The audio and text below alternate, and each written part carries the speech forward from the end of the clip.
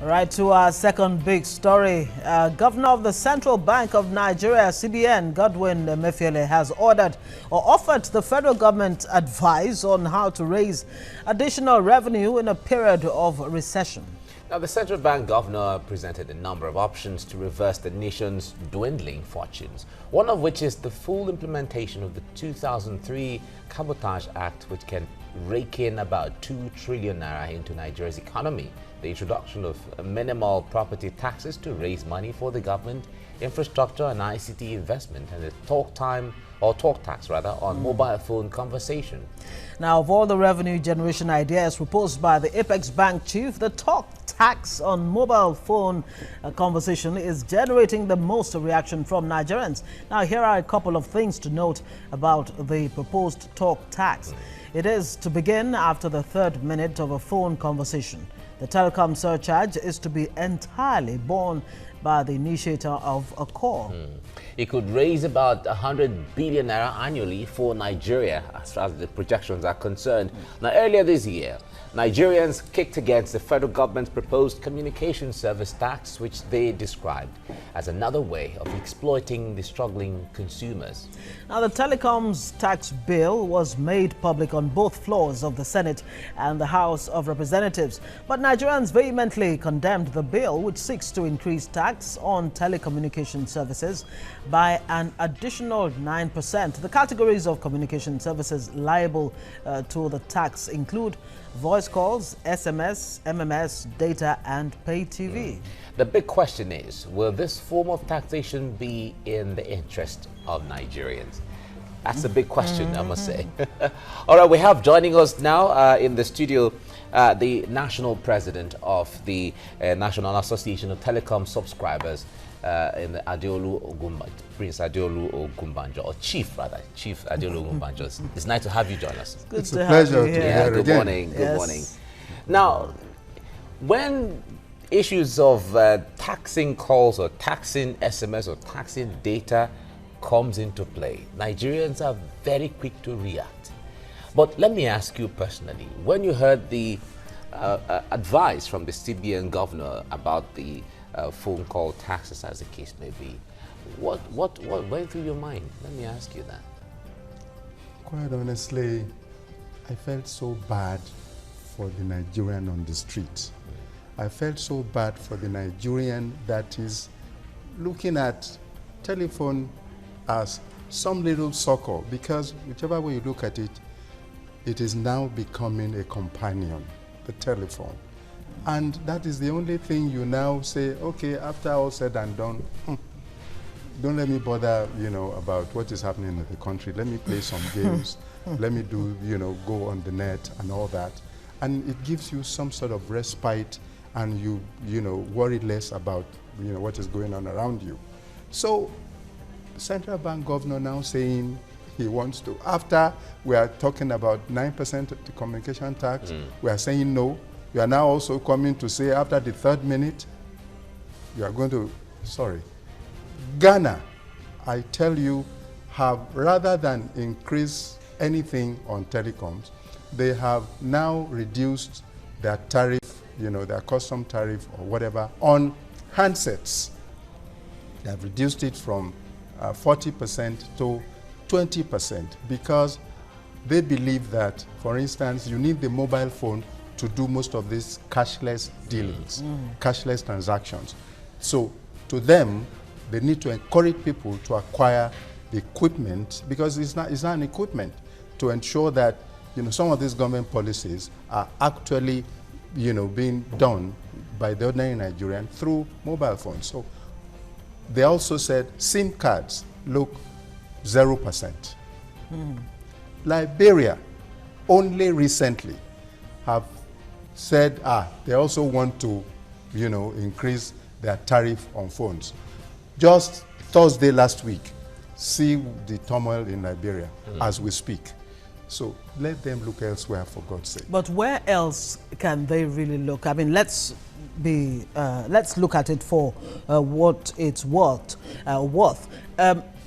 Ghana, that you've cited, barely a fraction of Nigeria's population, still under 50 million. Nigeria is going closer to 200 million, if not past it already.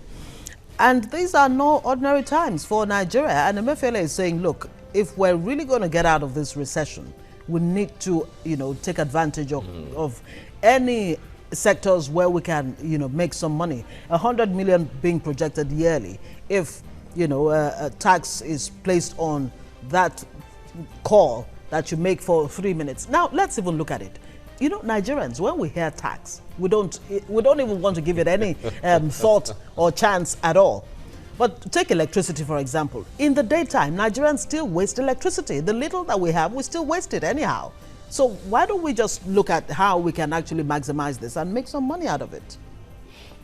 Already. And this is at, just knowing that some people might want to shoot me here, just hearing that. But maybe I might do that on their behalf.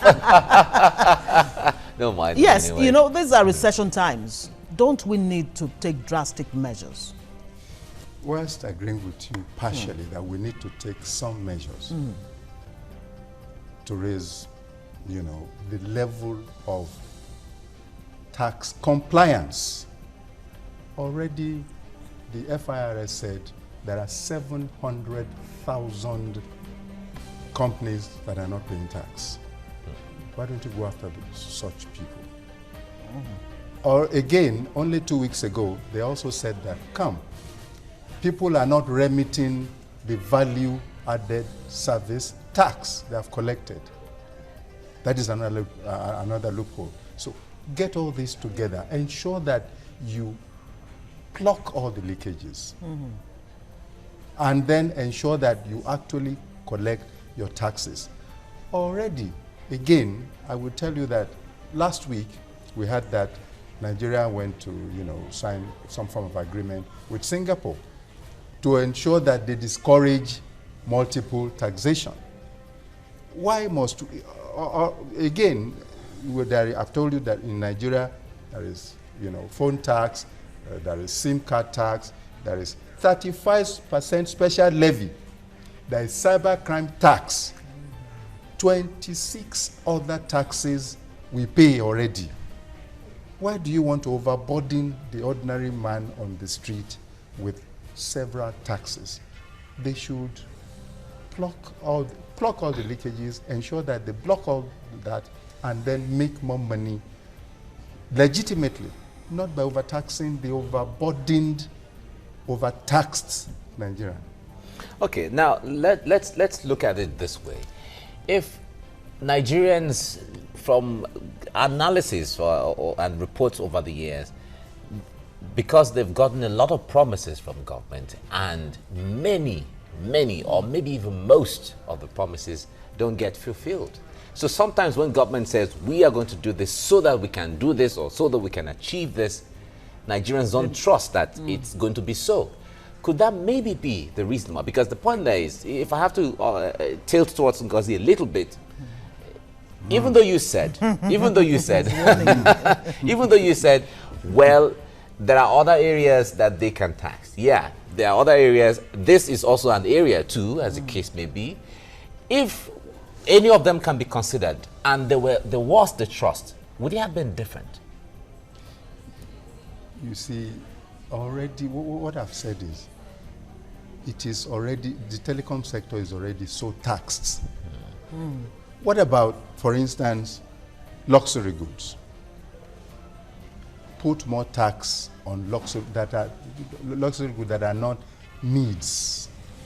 There are needs, there are wants. Basic needs in a recession should be met, right?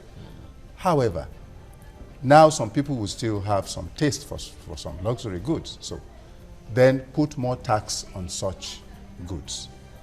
If you must have what they call longer throat for this particular goods, then a set of products or goods and services, then you have to pay more. That can still be done. So you agree with that? You agree with Emefiele when he talks about minimal property taxes to raise money for government, that it would help curb corruption too. He's saying, properties should be taxed, and by that you can actually check, this abnormal, desire to have multiple houses, everywhere. don't go there. Shouldn't that be part of luxury? No. You okay. see, maybe to some category of houses. If you now start saying, yes, they have to now start to of course, people pay property tax in Lagos. But right now, what level of tax are you now imposing additionally? So is it maybe 5% more, or what? Because quite honestly, people pay property tax at least already in Lagos. But do you now want to add more, or what do you want to do? Again, the burden now, if you tax me, if I'm a landlord, I will pass it on. And for God's sake, like I did say earlier, some category of houses, maybe if you build a skyscraper or something, or whatever, then, or you are using it for commercial purpose or something, then, but for residentials, sorry, it again comes back to the ordinary Nigerian on the street. It will again impact on his pocket. It's unfortunate. All right, in all of this, this is not the first time there's a projection from government or a pronouncement in this regard. How much of consultation has gone round generally before even a pronouncement of this kind is made, even though this doesn't mean it is going to be carried out? But before of course, it's just a suggestion from but before it's made, how much of consultation and inquiries have been made to see the feasibility of some of these pronouncements government makes with those of you who are stakeholders in the system? Thank you. First, they will fly this kite. The Senate Committee on Communications have, flown the kite to say, well, we want to do 9% telecom tax. We want to introduce it. They are saying that may not be possible. Emefiele has now come again, flying another kite. What about making, because they initially said for the 9% telecom tax bill, they are looking at a minimum of 20 billion naira monthly, which will fetch them 240 billion yearly. Emefiele is also projecting 100 billion from calls after 3 minutes. The 3 minutes third withdrawal syndrome is not leaving us. For instance, again, for ATMs, if you are using another bank's ATM, after the third withdrawal, you are paid, you have to be charged 65 naira. Why all this? Again, taxes, do you know, are also paid by consumers of banking services. Okay, we'll have to put you on hold there. Let's take a quick break. When we come back, you will continue on this. We'll certainly want you to finish your point in there. But let's go on a break and then we come back. And don't forget too, that top of the hour will be time for the news update. Stay with us.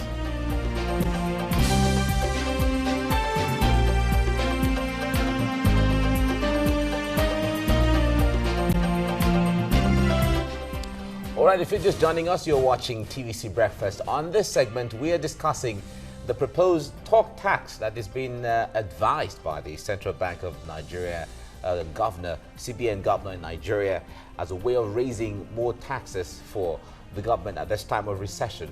We have in the studio the national president of NatComs, he's Adeolu Ogunbanjo, and he's been talking about this. Now, before we went on break, I was asking you how much of consultation really goes into some of these things before they are brought up. You were giving us a background. Yes. You see, when government wants to do anything, of course, they should normally consult, invite stakeholders, and ensure that they convene a really, thought-provoking meeting so that everybody will air his views and opinion. However, this is normally not done until the very last stage. It's unfortunate. So, they will first of all fly kites. We are doing this, or if we do this, this is what we are going to get. Now, we're tired of all these things. already there are indirect taxes from telecoms. If rather than, for instance, the banks, rather than charge bulk SMS fees for, when they are giving you alerts, they charge us 4 naira. I won't mention the name of the bank. Initially, one bank was charging 15 naira per SMS sent. Again, Central Bank again has introduced the 50 naira thing per transaction. If you have 20 transactions a day, it will be charged. Your ATM uses SIM. They also charge you ATM maintenance fee and all that. Oh, that is a talk for another day. Maybe Shola Salako will handle that. Now, but for telecoms, there are such indirect taxes like right-of-way issues. If you are, for instance, laying your fiber cable and you have to, dig the street before you put it on, apart from ensuring that you cover it, you are paying to state governments. Before now, it used to be 3,000 per meter. Okay. But now, with the NCC's intervention and Governor Raji Fashola then, they agreed that they will now be charging only 500 per meter, and that runs to billions of naira. Again, base station charges, they do that. There are charges already. I said earlier, there are also a 35% imposition. But what would you say to the fact that we have deficiencies in telecoms infrastructure, and the quality of service is not exactly where we would like it to be, especially you as a consumer advocate? Are you satisfied with the way things are? And would throw away the baby with the bathwater when it comes to the issue of raising other sources of revenue to improve all of these areas? And don't forget, President Buhari wants to look at other non-oil sources of revenue to raise funds for Nigeria in this particular period. Well, thank you. And let me also remind you that there are taxes already that is being paid for these services. What do you, apart from, the right-of-way issue that I've just told you about, once they pay the 500 naira per meter, it is paid to government. What do they do with it? The telecom, so you need more accountability on the part of government to tell us exactly what they're doing with the funds that are available to them already. Unplug loopholes and ensure that they enforce tax payments with all of us. Yes, you did say something earlier. We don't like paying taxes, but when it is people everywhere. But there are systems in place that ensure that you pay your tax. You need to pay taxes. That ensure compliance. That's how government raises funds. Yes, they do, but they now have to, ensure that they enforce compliance. Nobody wants to pay tax everywhere in the world, but try and enforce compliance. That is all. Don't overburden Nigerians. All right. At this time, let us assume, create a scenario that the government decides to go ahead with the CBN governor's advice. What happens? I will tell you that many Nigerians will go on the street, and in any case, is it backed up by legislation? You can't just come and act like that and say we are going to do this. First, go through the upper and lower chamber, and let's see whether it will go through. Already they are grappling with the 9% communication service tax bill, which we are rejecting outrightly. We are now bringing an additional, so altogether they want to raise 340 billion. They make much more than that.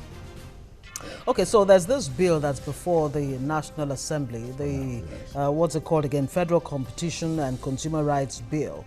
And some are already saying there's a need for the National Assembly to hasten, the passing of this bill into law. What's your take on it, and exactly what will this law be doing for us, if you are aware of it?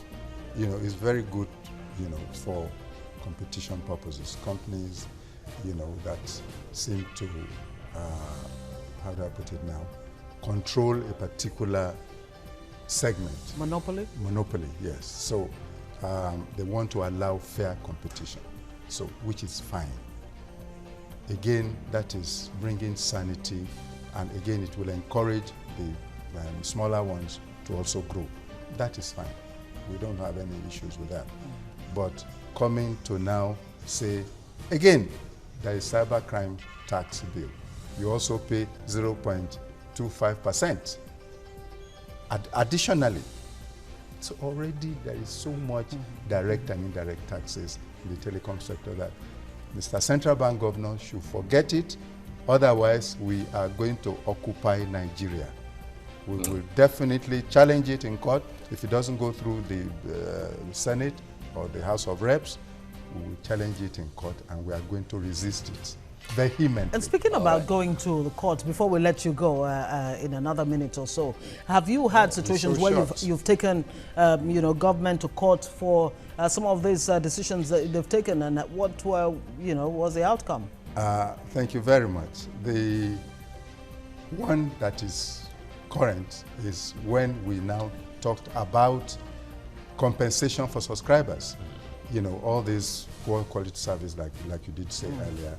Yes, we are saying subscribers are losing money because sometimes you are charged and you are not enjoying whatever you are doing.